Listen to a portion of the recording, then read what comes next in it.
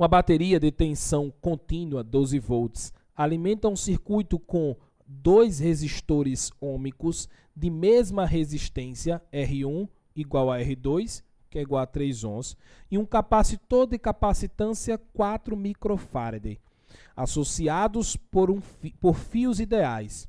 Com base nessas informações e nos seus conhecimentos sobre eletricidade, é correto afirmar que a intensidade da corrente elétrica que percorre o circuito quando o capacitor, destaque isso, quando o capacitor estiver completamente carregado, é igual a quanto?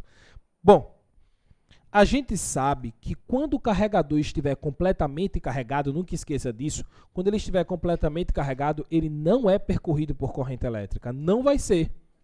Então, pelo desenho que o circuito mostrou para a gente, já que ele está completamente carregado e que não vai passar nenhuma corrente elétrica pelo capacitor que está completamente carregado, qual é a corrente elétrica do circuito então? Zero, minha gente. É uma casca de banana esse problema. Ele deu um monte de informações, ele deu o valor da resistência 1, ele deu o valor da resistência 2, ele deu a DDP do voltímetro, do gerador, ele falou um monte de coisa. Mas se, do jeito que tá, cara, quando ele está completamente carregado, não passa corrente pelo capacitor, então, consequentemente, não vai passar pelo circuito. Então, a resposta é zero, sem nenhum esforço. Agora, muito cuidado, presta atenção. Eu posso refazer esse desenho da seguinte maneira. Se fosse assim, olha o capacitor aqui que eu vou colocar em paralelo com esse resistor. E aqui eu vou colocar meu gerador. Agora vai ter uma corrente elétrica passando nesse pedacinho aqui, ó. E ela morre por aqui, não passa por ele, mas passa pelos outros.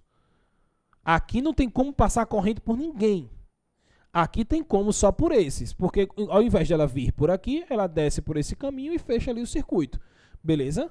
Então é diferente essa situação dessa. Não quer dizer que sempre que o capacitor estiver carregado, que não passa corrente no circuito. Pode passar corrente pelo restante do circuito e não passar por ele. Inclusive, como é que calcularia essa corrente elétrica aqui? Era só dividir a força eletromotriz dessa pilha, ou a DDP dela, se ela for ideal, pelas resistências equivalentes, que aqui está associado em quê?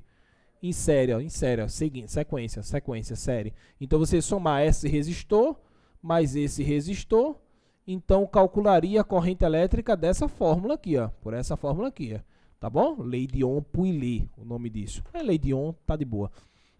Dividir a DDP pela resistência, resumidamente seria isso, tá bom? Então, aqui não passava corrente por ele, só por ele. Aproveitando que eu estou falando de capacitor, quando se fala de capacitor, que fórmulas podem cair? Essa fórmula aqui, ó, nossa, Q, a fórmula da energia potencial do capacitor, que é C vezes U quadrado sobre 2, ou Q vezes U sobre 2. Normalmente, cai essas duas possibilidades aqui na prova, tá? Da UNIT e do SESMAC também. Então, fique atento a essas formulazinhas aqui para capacitor, porque vocês vão usar capacitor na profissão de vocês. O desfibrilador, só um exemplo, é um capacitor. Né? Ele acumula cargas e descarrega lá quando necessário. Tá? O funcionamento dos neurônios funciona pelo mesmo modelo de um capacitor, pela transmissão do impulso nervoso. Então, vocês precisam entender capacitor. Tá? Pronto.